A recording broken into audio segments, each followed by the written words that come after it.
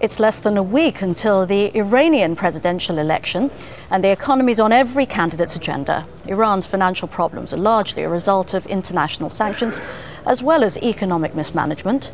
Well, Iran's next president will have to tackle several issues to try to breathe new life into the economy. It starts, of course, with oil. According to OPEC, Iran's crude production's dropped by 25% over the past 2 years due to sanctions. Economic growth has also taken a big hit. The IMF says Iran's real growth rate dropped by 1.9% in 2012 and is projected to do even worse in 2013. In other issues, currency devaluation. The Iranian rial's lost 70% of its value since the sanctions began. Inflation rate has hit a record high at 32%.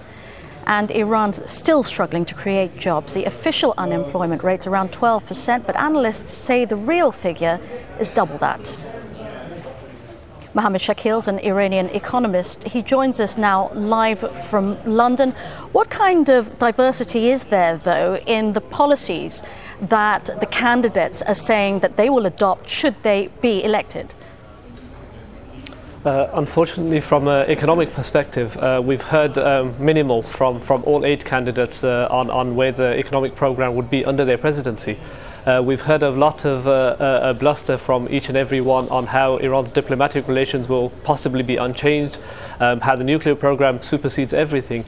But on an economic micro level, and also as your report showed, where most of the Iranians are struggling, most of the top candidates have barely mentioned the economic situation itself. Why is that? I think there's a lot of sensitivity attached to the economic fundamentals within Iran. Most of the top candidates, including, for example, Saeed Jalili, although not directly allied to the current president, Mahmoud Ahmadinejad, still have a particular stake as part of the current government to say, well, we didn't actually mismanage this. So there's a bit of a reluctance on their part to argue against what actually is simply mismanagement on the part of the current government. And although there is a lot of work needed on and economy needs to be prioritized, most of the candidates are simply standing back and trying to lay the blame elsewhere and not get sucked up into something that is actually more fundamental than the diplomatic side of Iran.